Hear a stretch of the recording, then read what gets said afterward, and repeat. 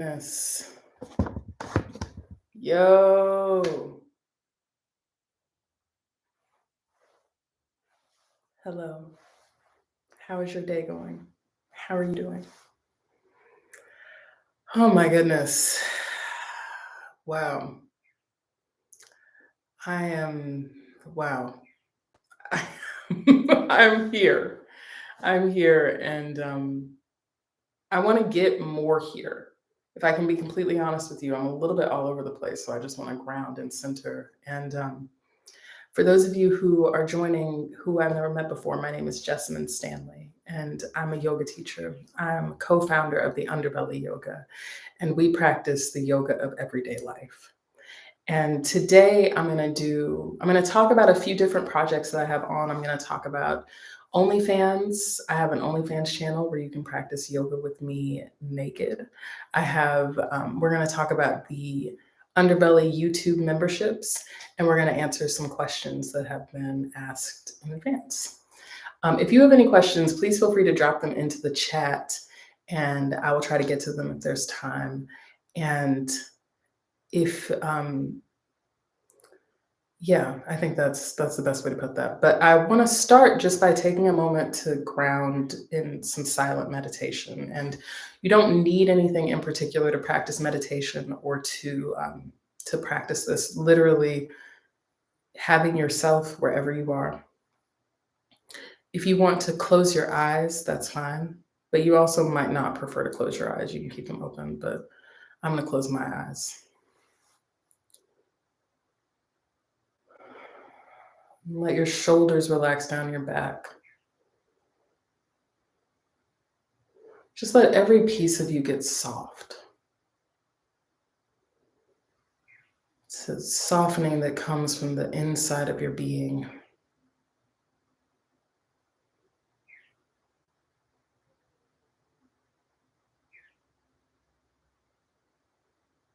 And then that softening pools and ripples through your physical body.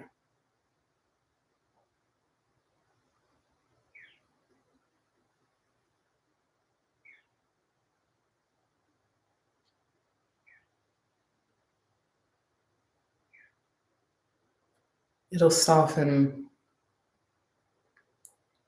all the little pieces of yourself.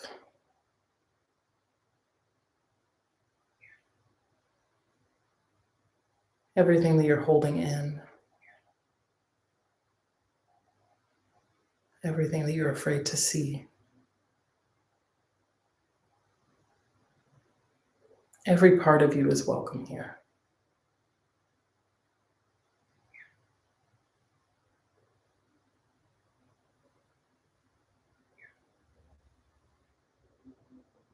You can start to just notice your breath,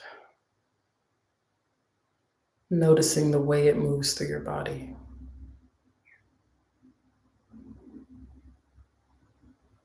How there are places where it's a little bit tight.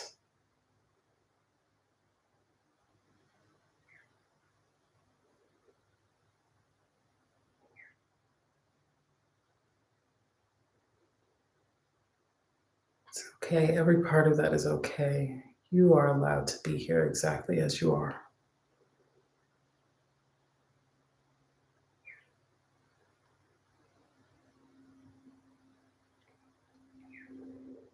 And then as you're ready, just gently blink your eyes open.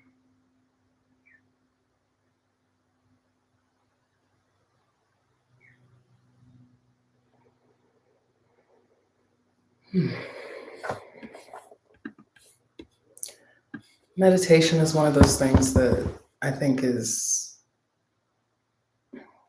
often overcomplicated. And it starts to feel like if your mind is racing, then it's like, I'm bad at meditation and I'm not doing this right. And I feel like if your mind is racing, that's a good thing. It means your mind is turned on. There's stuff happening there. There's supposed to be stuff happening there.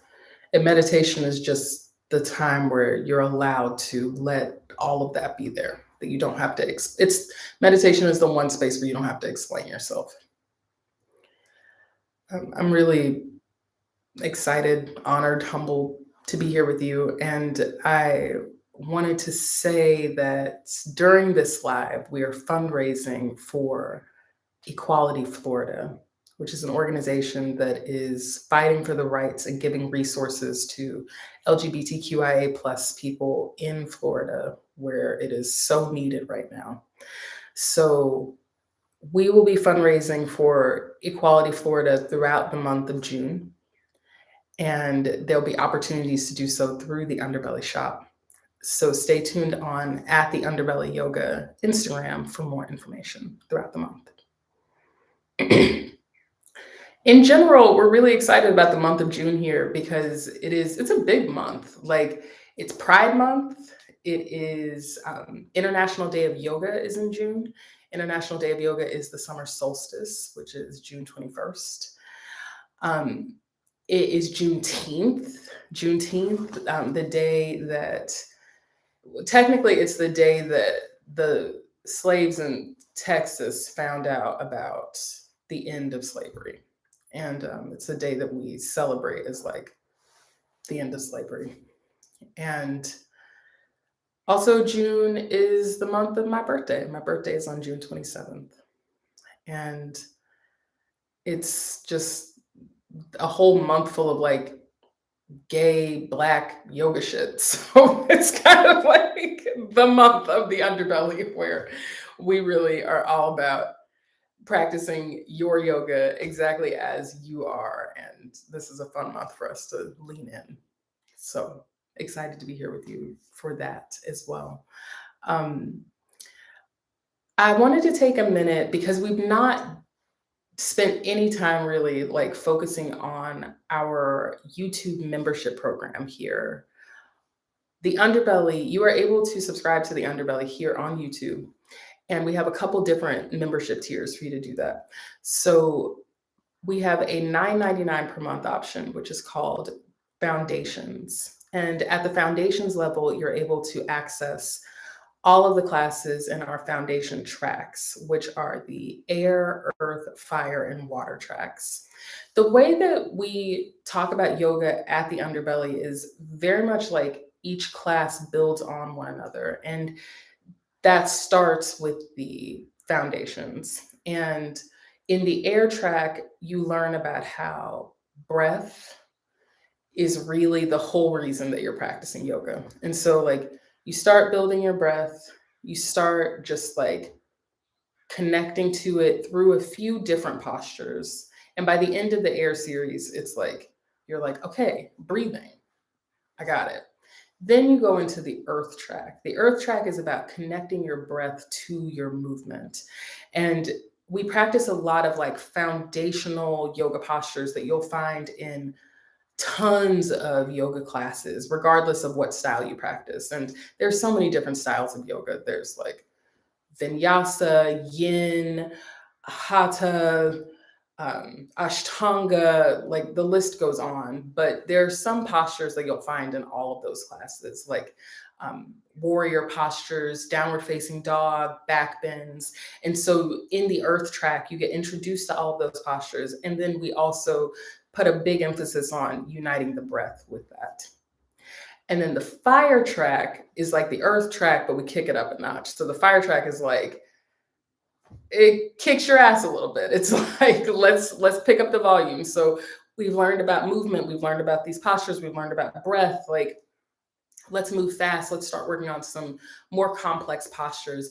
In the fire track, you'll start to get into full splits, wheel pose, going upside down and headstands. So there's a lot to work with. And then the water track is about the energy, the prana that runs within all of us, that connects us to all living beings.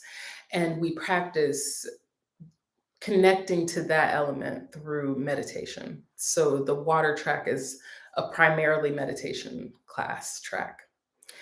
And you get access to all four of those tracks with the Foundations package, which is $9.99 per month here on YouTube. The next tier is the Elements tier. That is $14.99 per month. And at the Elements tier, you get everything that is in the Foundations track, but you'll also get access to all of the rest of the underbelly classes as well.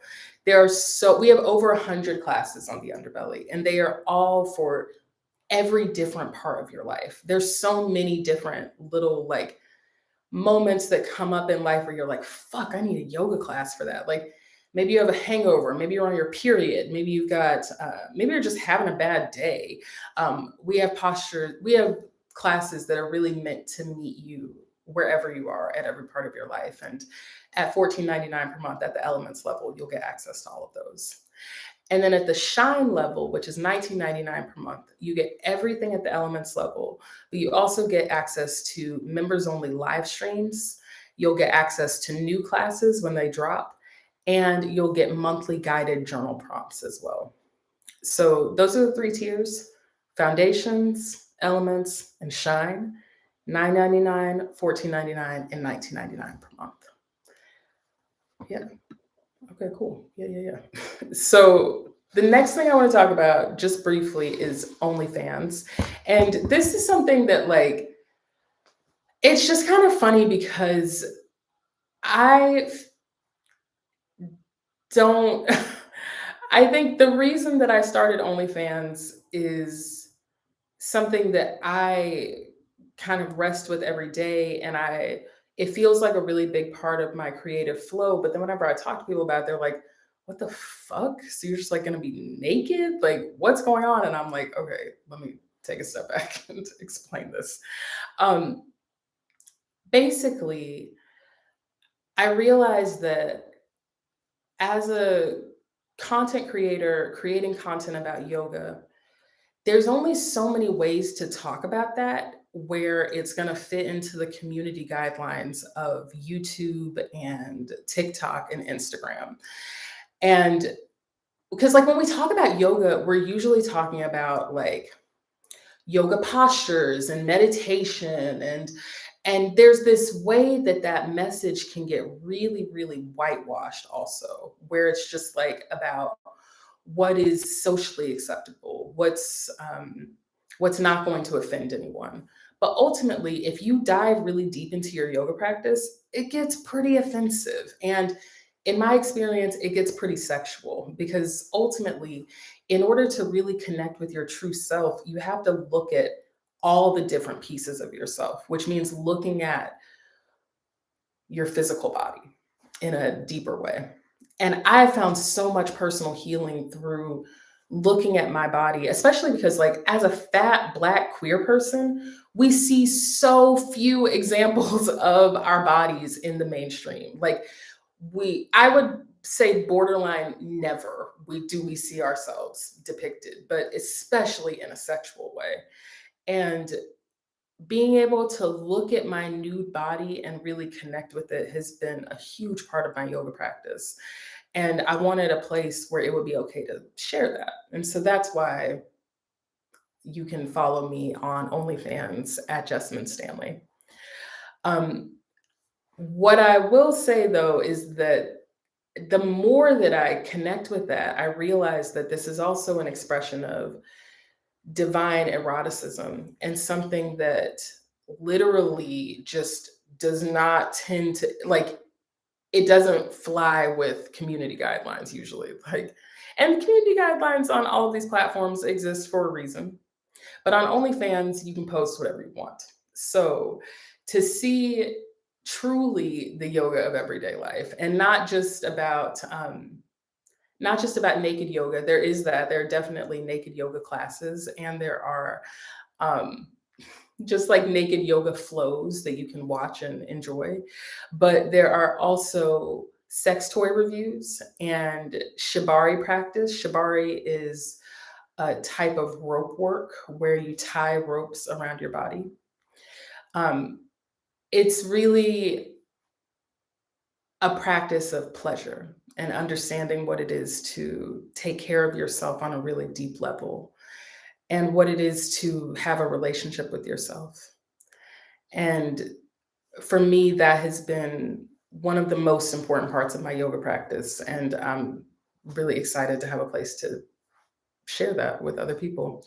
So you can follow my OnlyFans, onlyfans.com/Jessamine Stanley for free. You subscribe for free, and it's just really fun over there. There's all kinds of shit that literally just can't live anywhere else. And it is not safe for work, and you should not have, you should make sure that your kids are not around, but it's a good time over there.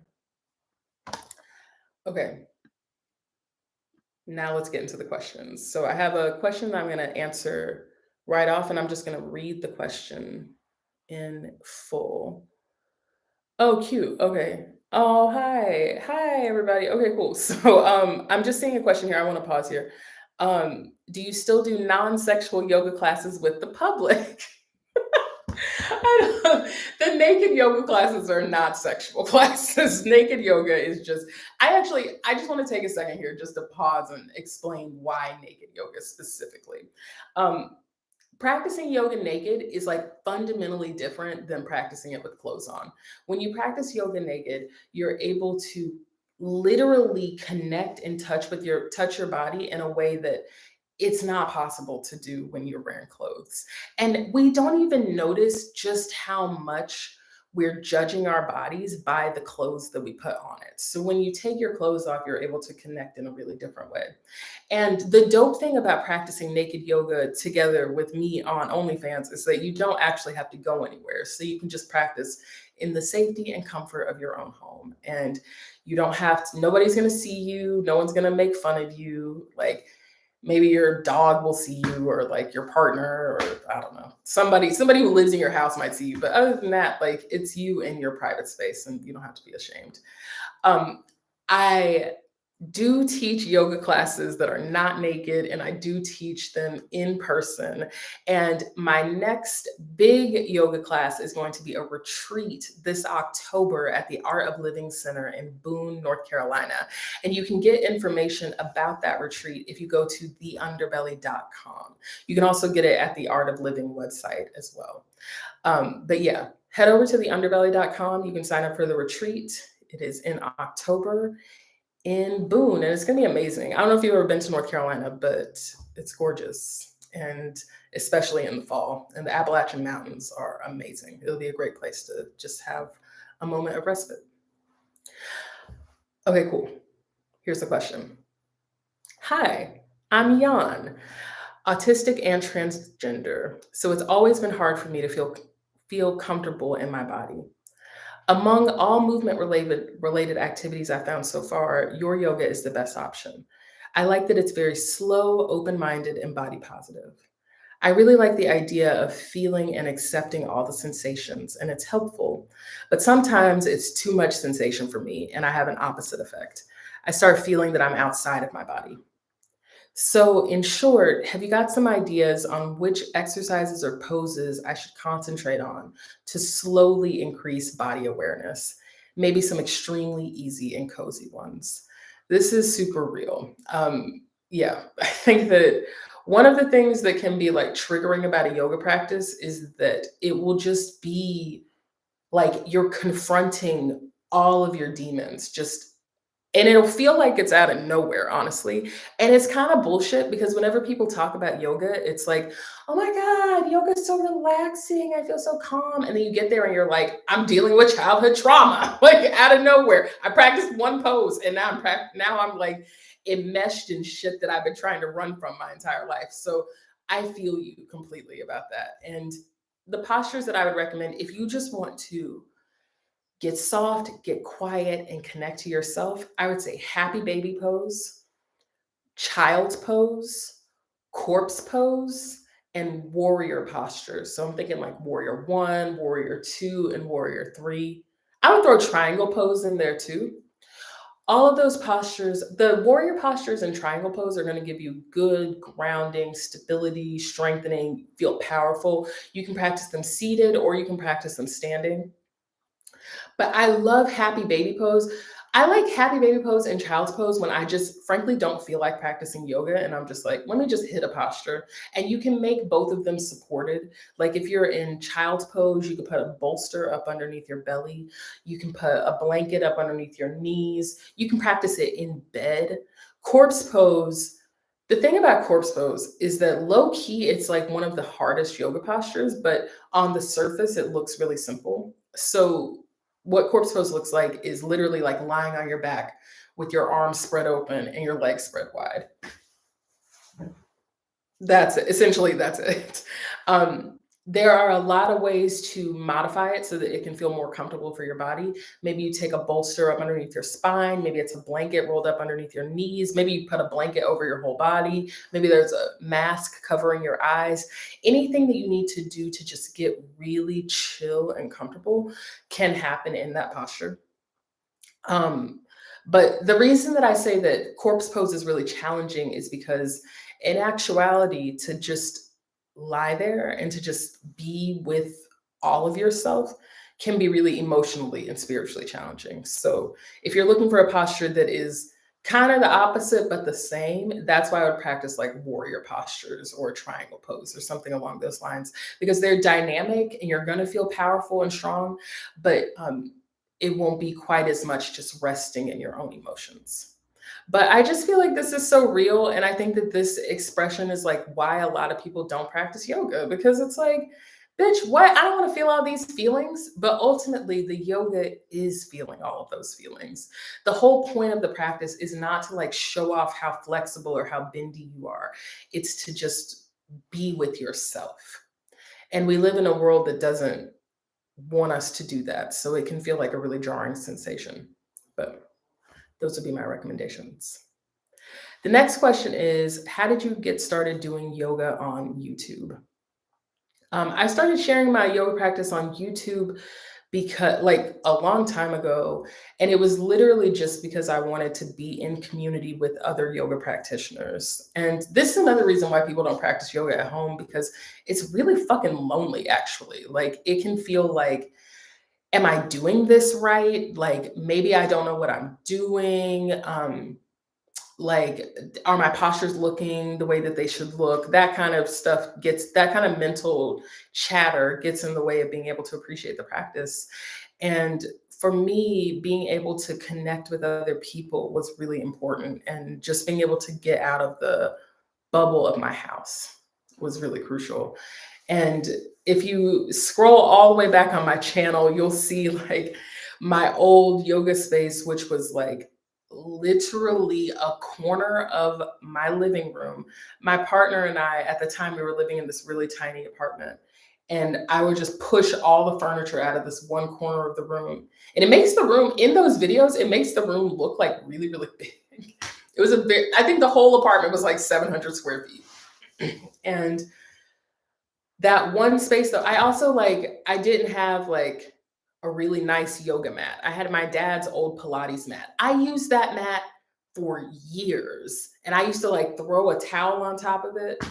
That was my yoga mat. And I didn't have yoga blocks. I had boxes that I had taped together and that I was using as yoga blocks. I used our dog's leash as my yoga strap. And so you can see all of that in these early videos here on YouTube. Literally, you can go look at them right now. But it was just so helpful to be able to connect with other people. I don't know how else to tell you. Like, for real, it's a home practice is supposed to be a little bit isolating because you're able to connect with yourself in a deeper way. But that feeling can just be lonely. And so for me, being able to get outside of myself, get and to connect with other people meant a lot to me. Okay, the next question was, what were your early poly years like? A little bit of backstory here. I'm polyamorous. We actually, one of my partners and I did a podcast called Dear Jessamine that you can watch here on YouTube right now. And that podcast is about polyamory. And the first season is actually called Polyamory is Not for Everybody, because it is not for everybody. I find polyamory to be like one of the saving graces of my life, but I promise you, it is not for everybody. And I came to poly because I was not faithful in my monogamous relationships. So I'm curious if this is a shared experience, if you have ever been in a monogamous relationship where like you were not being honest with your partner. And yeah, I was just for years not being honest with my partner. And I realized that I wasn't being honest with her because I was not being honest with myself. And claiming polyamory for myself has been about claiming a relationship with myself first. And all of this totally links with my yoga practice. And I absolutely, like, I started practicing yoga around the same time that I came out as poly. So all of these things for me are united. But my early year, what were my early years of being poly like? Messy. Messy as fuck. That's what they were like. They're still messy. Not as messy, but let me give a little bit more context. So now I have a few partners, and I have a few partners that I am committed to, that I spend time with and connect with on a day-to-day basis. And then I have a number of friends and lovers around the world that I care for deeply. And but in the beginning of every committed relationship for me, there is a period of like faux monogamy where it's like, it's not, we're not being monogamous, but it's like you just get obsessed with people, you know what I mean? And it's like, I'm just trying to kick it with this person, I'm trying to get to know them, I'm trying to nest down. And so the first like couple years for me, it's like I'm hyper fixated on this person. Less now, but certainly when I first came out as poly. But what ends up happening for me is that after a few years, it's like, okay, we got to get real with this poly shit. So, like, now I need to figure out how to date other people and also be true to to my partner. And that process, just in the beginning, especially, messy, complicated, hard, like lots of very hard conversations, a lot of like unintentional lying that then needs to be decoded later. Like if you, I feel like people now, everybody is like figuring out polyamory, polysecure. Everybody's like reading polysecure or reading the ethical slut or whatever. These are books that you can look up and definitely read, but ultimately, like, no matter what you read in a book, actually doing the shit in real life is different. And emotions on a person to person basis are complicated. And I have been through it all. I would say, not actually, I bet I haven't been through it all. I bet I have not at all, but I've certainly been through a lot. And I have, like, for example, one of my partners and I have been together for over 10 years, and we lived together for much of that time. And in that time of us being together, we both were in multiple long term relationships with other people. Like average of like 3 years with some people. And that process of like starting to date somebody and like, okay, I kind of want to tell one story. Oh no! Okay, this real quick. And actually, then after this, I'm gonna get off. um, okay. Uh, okay. So basically, when my partner of over 10 years and I, when we first got together, we had all these rules for like shit that we were not gonna do. It was like, these are our rules. One of our rules was like no fucking people in the house. It was like if you're gonna date somebody, you have to go to a hotel, you have to go to their house. You cannot do it in our house. Oh my God, so many rules. We just had all these rules. So that's one of the things that I always like caution people against. I'm like, don't make a rule you might break. Like if it's a rule that you know in your heart of hearts you might need to break one day, maybe don't make that rule. Like we can just start from there. But we had these rules and I broke the rules pretty early on. And the problem with that is just that there's then a need to be really honest about, not just because it's not even about the rule at that point. It becomes about the fact that you lied to somebody that you love. Because if you love them, why are you lying to them? So that for me, polyamory ultimately consistently just comes down to radical honesty. And it starts with radical honesty with yourself, how can I be honest with myself about what I actually need? What are my boundaries? What are my values? What matters to me in my life?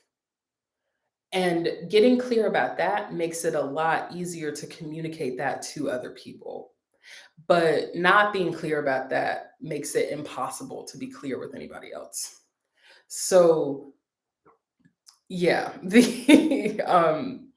I think that really knowing that what's it's because we all get into this cycle of like not wanting to be bad, or it's like I don't want to hurt this person's feelings, or like I don't want to do a bad thing. And it's like a bad thing is to lie to somebody that you love and to make them believe that things are true that are not true.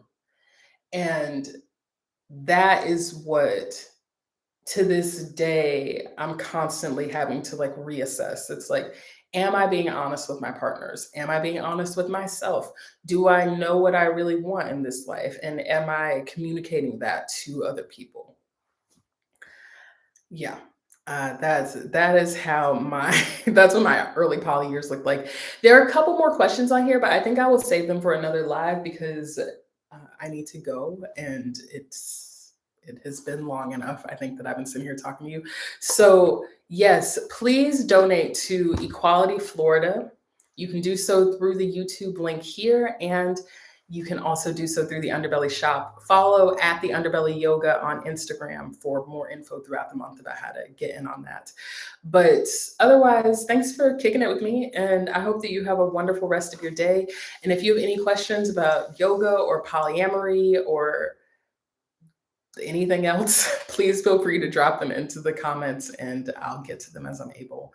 But if we never see each other again, and if this is the end, I hope that you enjoy your life. And I'm grateful that you're here. And I look forward to seeing you sometime soon. Bye.